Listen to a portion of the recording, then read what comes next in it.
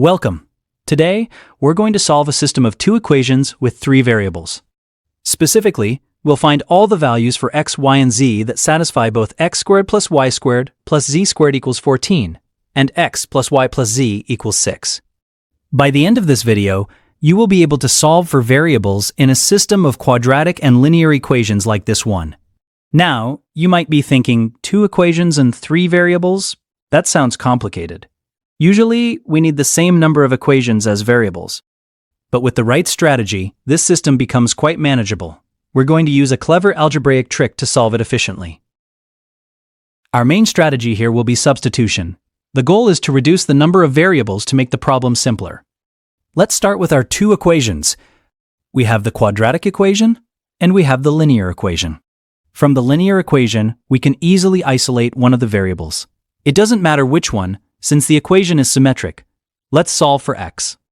If we subtract y and z from both sides of the second equation, we get x equals 6 minus y minus z. This gives us an expression for x in terms of y and z. Now, we will substitute this expression for x into the first quadratic equation. This will eliminate x from the equation, leaving us with an equation in only y and z. So we take our first equation, and everywhere we see x, we'll replace it with 6 minus y minus z. This might look intimidating at first, but let's break it down. By substituting, we've gone from one complex equation with 3 variables to another one with just 2. Let's work with the equation we just created by substituting x. Our equation is the quantity 6 minus y minus z squared plus y squared plus z squared equals 14. To simplify, we need to expand the squared term. It's the square of a trinomial. The formula for squaring a trinomial, a plus b plus c, is a squared plus b squared plus c squared, plus 2ab plus 2ac plus 2bc. This formula will help us expand our term systematically. Let's identify our a, b, and c. In our expression, a is 6, b is dash y, and c is dash z. So, we have a equals 6, b equals negative y, and c equals negative z. Now we substitute these into the trinomial expansion formula. That gives us 6 squared plus negative y squared plus negative z squared plus 2 times 6 times negative y plus 2 times 6 times negative z plus 2 times negative y times negative z. This is the expansion of our squared term. Let's simplify this expansion. 6 squared is 36. Negative y squared is y squared. Negative z squared is z squared. 2 times 6 times negative y is negative 12y. 2 times 6 times negative z is negative 12z. And 2 times negative y times negative z is positive, 2yz. So, our expansion simplifies to 36 plus y squared plus z squared minus 12y minus 12z. Now, let's substitute this back into our main equation. We replace the squared term with its expansion. Our equation is now 36 plus y squared plus z squared minus 12y minus 12z plus 2yz plus the y squared and z squared that were already there, all equals 14. Let's combine the like terms. Notice we have 2 y squared terms and 2 z squared terms. Combining them gives us 2y squared plus 2z squared plus 2yz minus 12y minus 12z plus 36 equals 14. This is a much cleaner equation. We've successfully expanded and simplified. We now have an equation with only y and z. This is a significant step forward in our goal of solving the system. We're making great progress. We have a simplified quadratic equation in y and z. Our current equation is 2y squared plus 2z squared plus 2yz minus 12y minus 12z plus 36 equals 14. First, let's set the equation to 0 by subtracting 14 from both sides. 36 minus 14 is 22. So our equation becomes 2y squared plus 2z squared plus 2y's minus 12y minus 12z plus 22 equals 0. Now it's in a standard form. Looking at this, notice that all the coefficients are even. We can simplify the equation by dividing the entire thing by 2. Dividing by 2 gives us y squared plus z squared plus yz minus 6y minus 6z plus 11 equals 0. This is the core equation we need to solve. This equation is symmetric, meaning if you swap y and z, the equation remains the same. This hints at the structure of our solutions. To solve this, we can try to rewrite it in a more useful form. A powerful technique is to complete the square. However, with the y's term, a standard completing the square might be tricky. Let's try to group terms creatively to look for familiar patterns. We can group terms involving y with terms involving z. Watch this rearrangement. We'll group the squared terms and the linear terms together, and notice how the yy and 11 can be set aside for a moment. This grouping will allow us to see if we can form perfect squares. Let's work with our grouped equation and try to complete the square. Our equation is y squared minus 6y plus z squared minus 6z plus yz plus 11 equals 0. To complete the square for y squared minus 6y, we need to add the square of half of the coefficient of y.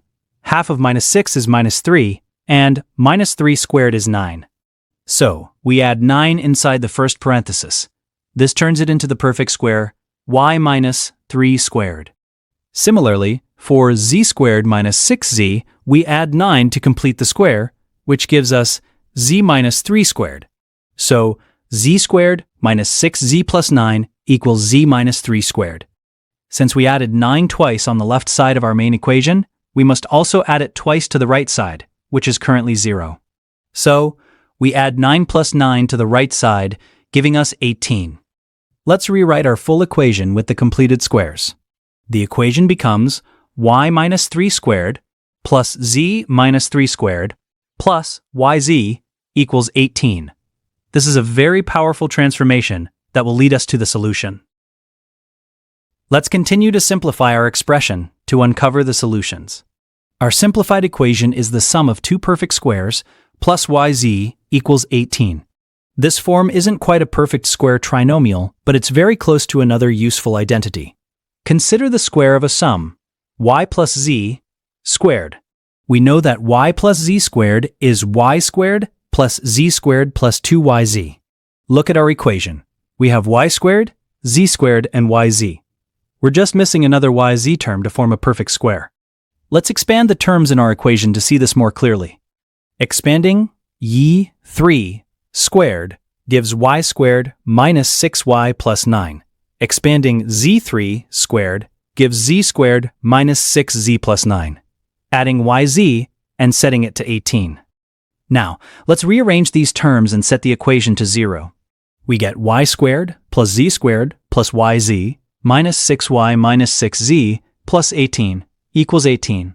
Subtracting 18 from both sides gives y squared plus z squared plus yz minus 6y minus 6z equals 0. This is a key point. Notice that this is the same equation as before, just without the constant term. This confirms our algebra is consistent. Now, let's rearrange it to create a perfect square trinomial.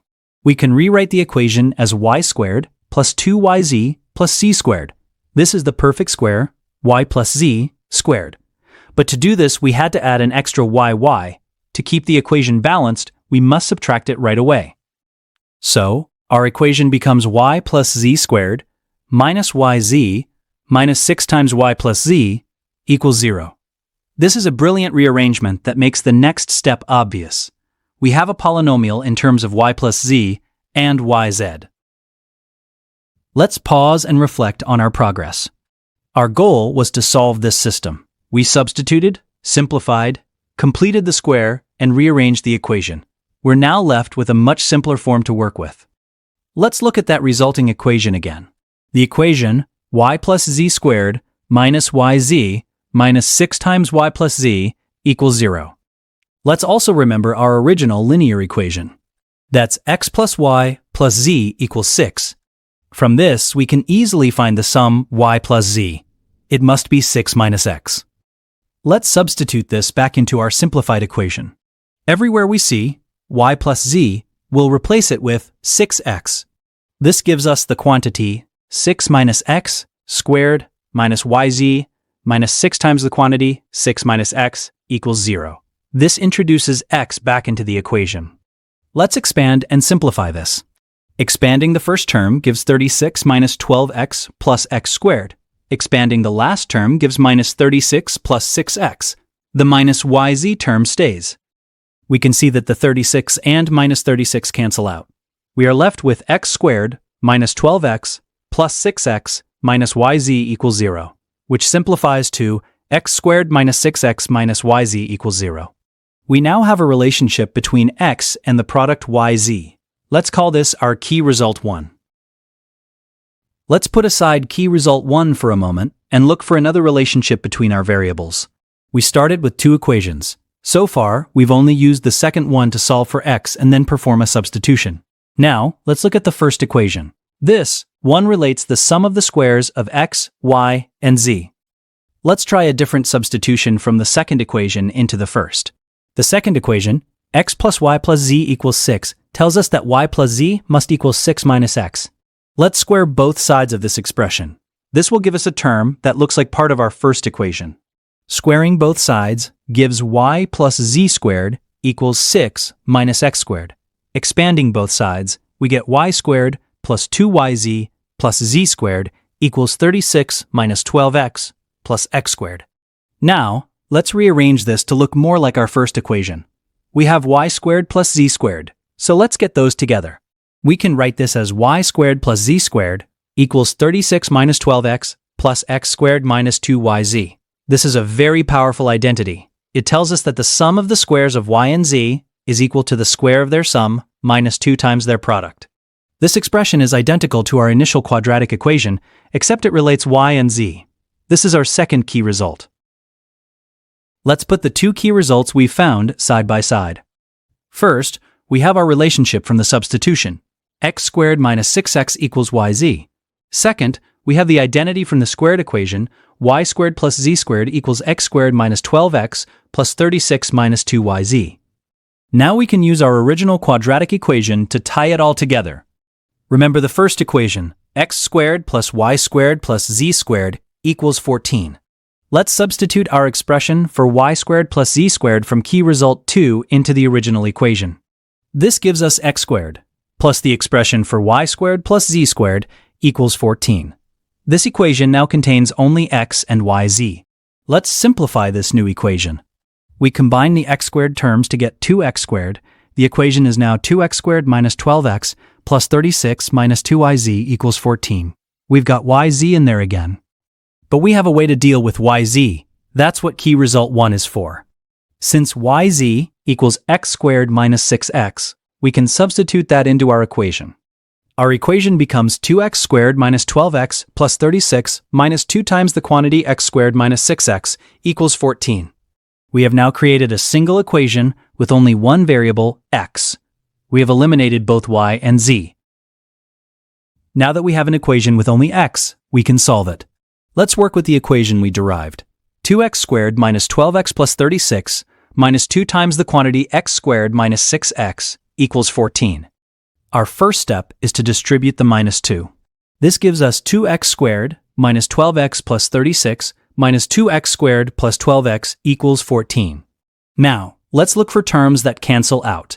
We have 2x squared and negative 2x squared. Those add to 0. We also have 12x and plus 12x. Those also add to 0. This is amazing! All the x terms have disappeared. We are left with something very simple. We have 36 equals 14.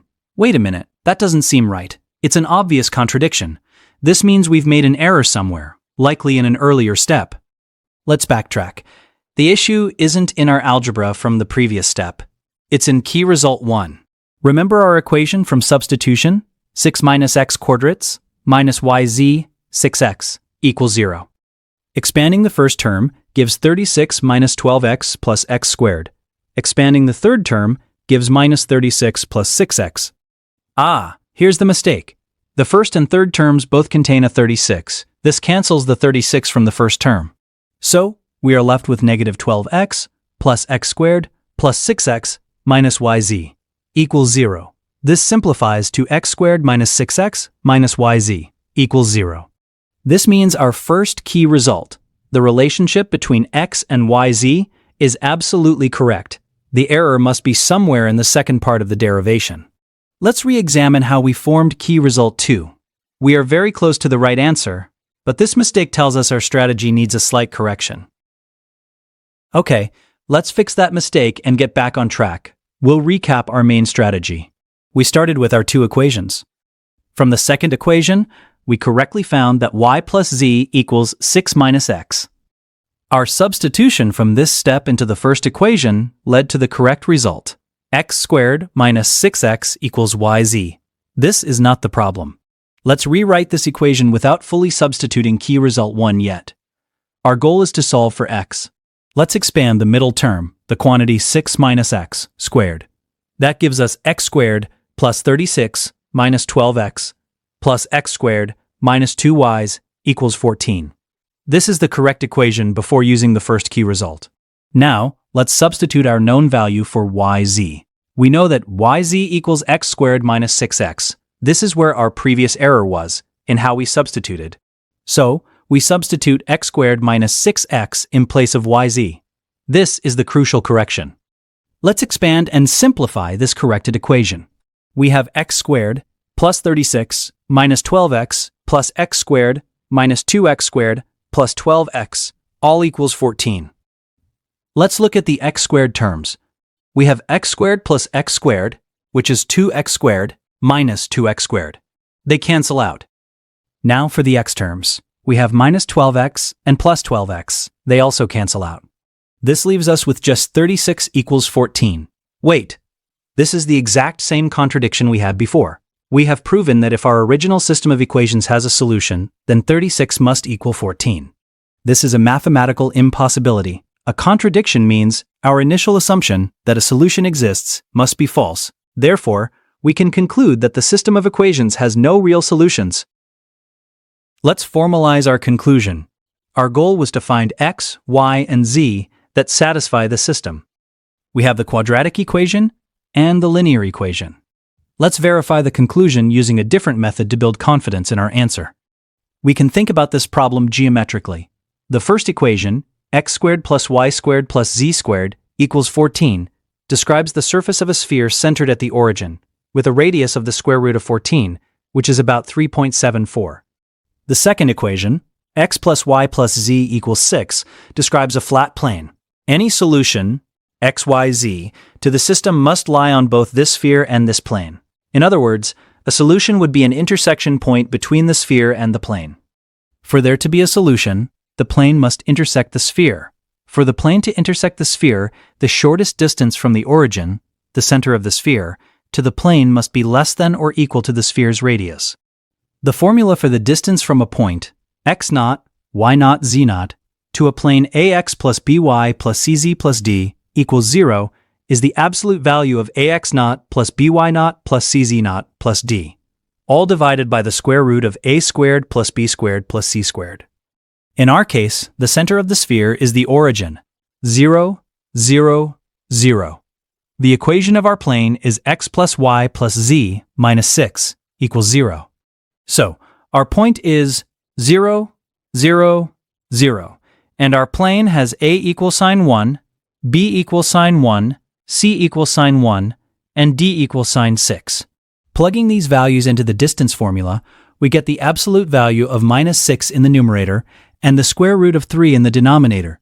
The distance is 6 over the square root of 3, which rationalizes to 2 times the square root of 3. Now we compare this distance, d, to the sphere's radius, r. The radius r is the square root of 14, which is approximately 3.74.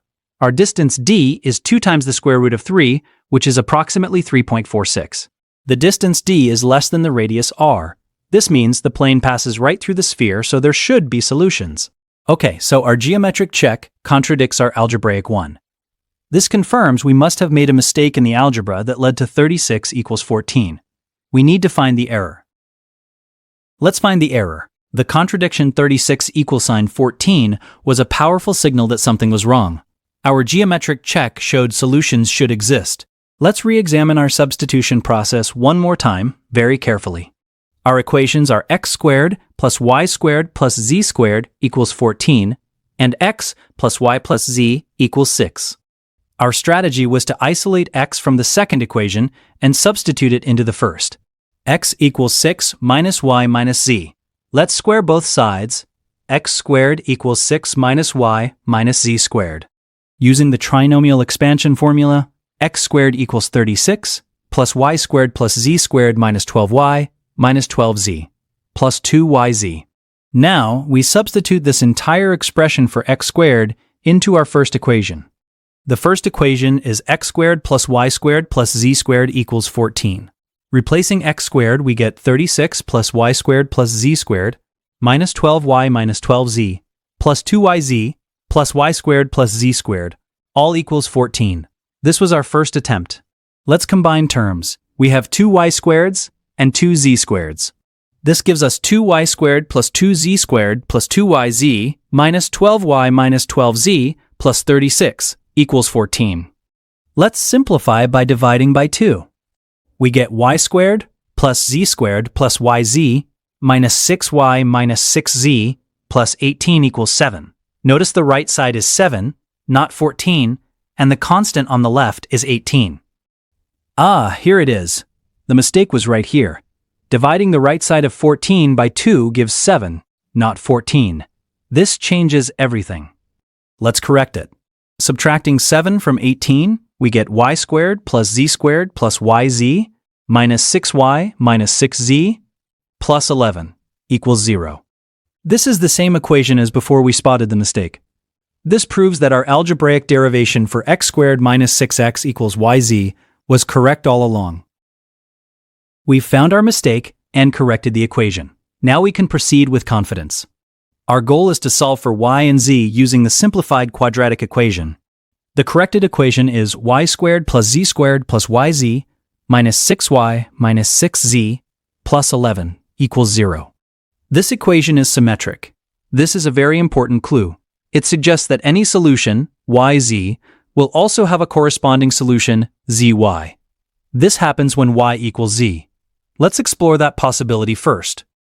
Let's assume y equals z and substitute z for every y in our equation. We get z squared plus z squared plus z squared minus 6z minus 6z plus 11 equals 0. This gives us 3z squared minus 12z plus 11 equals 0. This is a simple quadratic equation in one variable, z.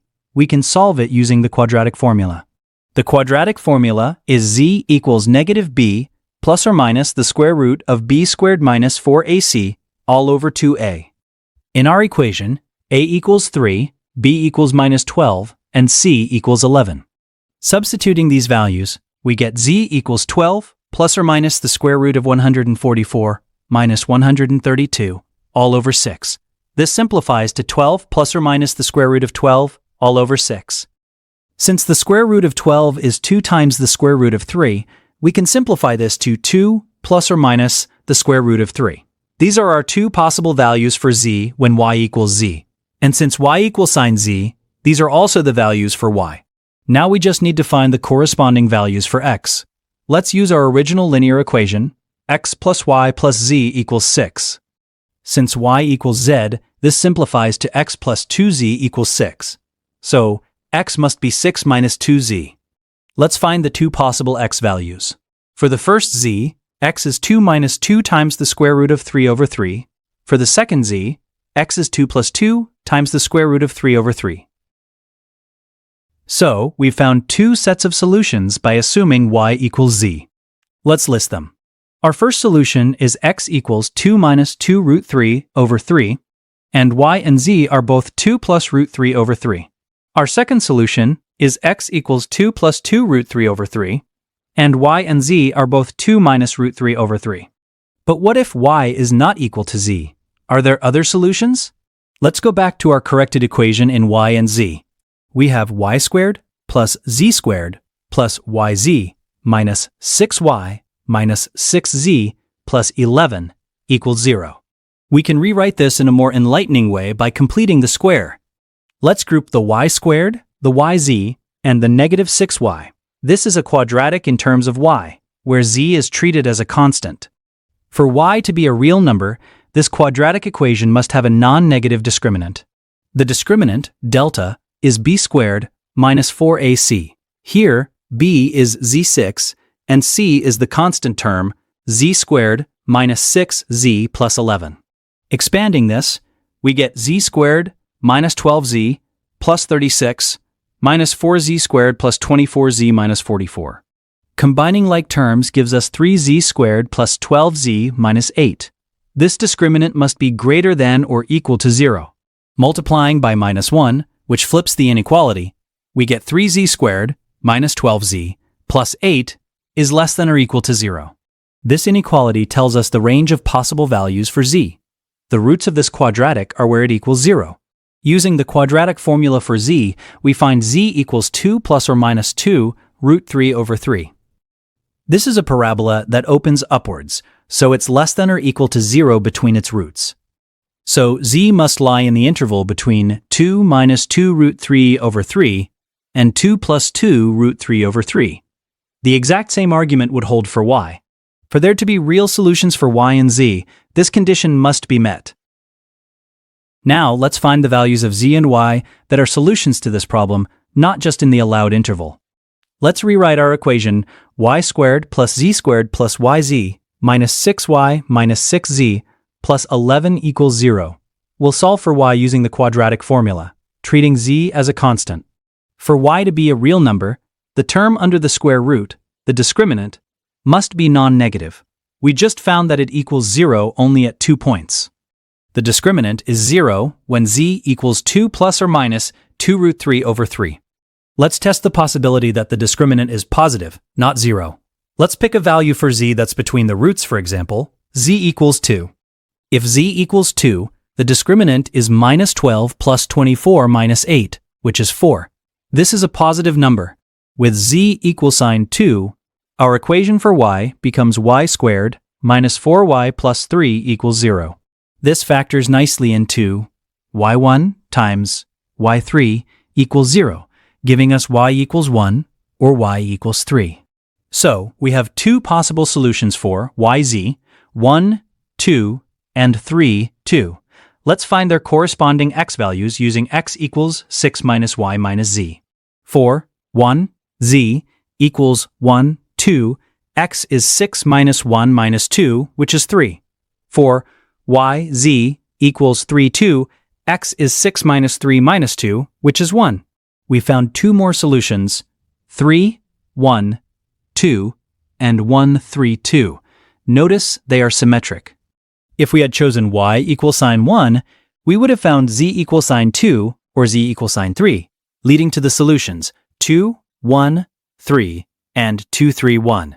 If we chose y equals sign 3, we'd get 2, 3, 1, and 2, 1, 3. All of these are just permutations of the same set of numbers, 1, 2, 3.